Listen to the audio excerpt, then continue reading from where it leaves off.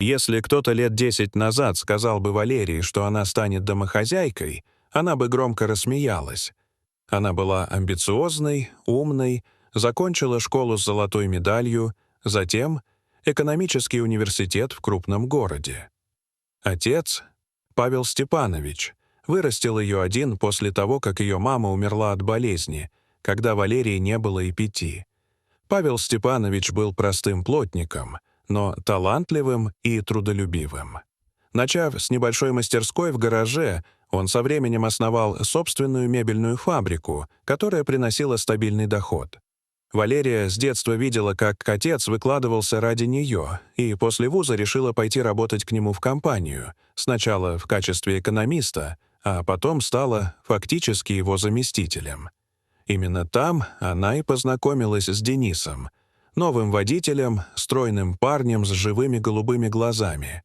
Он только устроился в фирму и сразу же попал в поле зрения Валерии. Несмотря на разницу в статусе и образовании, между ними быстро возникли чувства.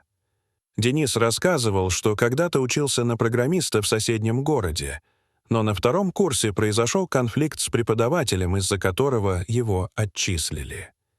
Потом была армия, после которой он остался без возможности восстановиться. Чтобы зарабатывать, пошел работать водителем, попутно продолжая брать частные заказы по разработке программ. Павел Степанович был не в восторге от выбора дочери. Но она настояла. «Мы любим друг друга. Это главное». Через год они поженились, и вскоре Валерия забеременела. Потом родился сын, а через 2 года — дочка. Денис устроился в отдел продаж и быстро продвинулся. Он был умен и не боялся работы. С помощью тестя он получил заочное образование и вскоре стал управляющим на фабрике. После смерти отца, трагическая автомобильная авария, Валерия была разбита. Денис стал ее опорой. Он перевез семью за город, купив просторный дом в поселке, оформив на него ипотеку. Деньги снял с общего счета, но она тогда не придала этому значения. Чтобы избавиться от воспоминаний о погибшем отце, Валерия переписала все права на фабрику мужу. Он стал владельцем, а она — полноправной хранительницей очага. Казалось, все складывается хорошо. Денис много работал, ездил в командировки, зарабатывал. Валерия была уверена. У нее самый надежный и преданный муж. Но однажды все рухнуло. Денис сказал, что хочет съездить к матери в деревню. Мол, она плохо себя чувствует. Валерия, заботливая и понимающая, отпустила мужа без лишних вопросов. Но через 2 дня он перестал выходить на связь. Ни телефон, ни мессенджеры, ничего не работало. Спустя сутки позвонила женщина, представившаяся матерью Дениса. «Нашего Дениса больше нет. Умер. От вируса. Похоронили сегодня утром. Гроб был закрытый». Это был первый удар. Валерия не могла поверить. Второй, когда из банка сообщили, автоматический платеж по ипотеке не прошел. Счет оказался пустым. Все средства были сняты за день до отъезда Дениса. Третий — визит налоговой. Оказалось, что через фирму шли сомнительные транзакции и вывод средств за рубеж. Началась проверка, производство встало.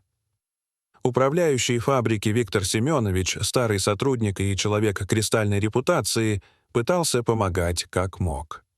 Он приютил Валерию с детьми в пустующей квартире дочери. От прежней роскошной жизни не осталось ничего. Те, кто раньше звал ее подругой, теперь делали вид, что не знают ее. Прошло несколько недель. Валерия отчаянно искала ответы. В голове не укладывалось, как муж, которого она считала честным и любящим, мог провернуть такую аферу. Тогда она решила, нужно ехать в деревню, к тому кладбищу, где якобы похоронили Дениса. Оказавшись на месте, она узнала от местных. Деревни как таковой давно нет. Живых там не осталось. Только старое кладбище. Женщина наняла таксиста и поехала туда. Среди бурьяна и заброшенных могил она нашла свежий холмик земли с крестом и фотографией Дениса. Сердце оборвалось. Но тут появилась пожилая женщина, Дарья Ивановна, отшельница, живущая в лесу в старой избушке. Она рассказала Валерии, что видела, как ночью на кладбище приехал фургон, 2 мужчин вынесли пустой гроб и закопали. Не было ни рыданий, ни прощаний, все сделано было наспех и по-тихому. «Это могила фиктивная», — сказала Дарья. «Твой муж жив».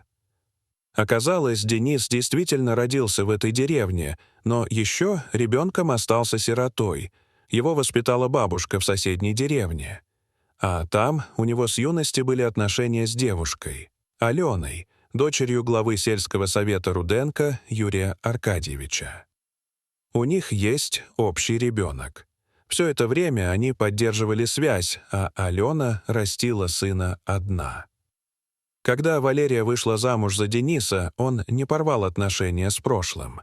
Более того, он начал строить план. Сначала стал владельцем фабрики, вывел средства, а затем инсценировал собственную смерть. Документы о смерти помогли подделать местные врачи и глава сельского совета ради счастья дочери. Валерия, вернувшись домой, отправилась в полицию и настояла на эксгумации. Результат подтвердил. Гроб был пуст. Началось расследование. Юрия Руденко допросили, и тот сознался. Он подкупил фельдшера, который оформил фиктивную справку о смерти. Вместе с братом он тайно похоронил пустой гроб.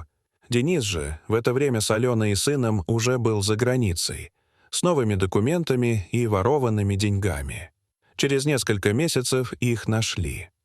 Денис был арестован. На суде Валерия сидела в зале. Он не посмотрел на нее ни разу. Только когда выносили приговор, бросил фразу «Богатые куклы, вас не жалко». Она улыбнулась. Не от злости, от облегчения. Истинное лицо мужа, наконец, раскрылось. Она развелась с ним в тот же день. Часть средств удалось вернуть, фабрику — нет. Но Валерия не сдалась. На остатки накоплений и с помощью Виктора Семеновича она открыла небольшую кофейню. Потом самую вторую. Сейчас в ее родном городе уже сеть из 5 уютных кафе. Она работает ради детей и ради себя. Дорогие зрители, что вы думаете об этой истории? Расскажите, пожалуйста, в комментариях. А если вам понравилось это видео, то ставьте лайк и подписывайтесь на наш канал. До свидания.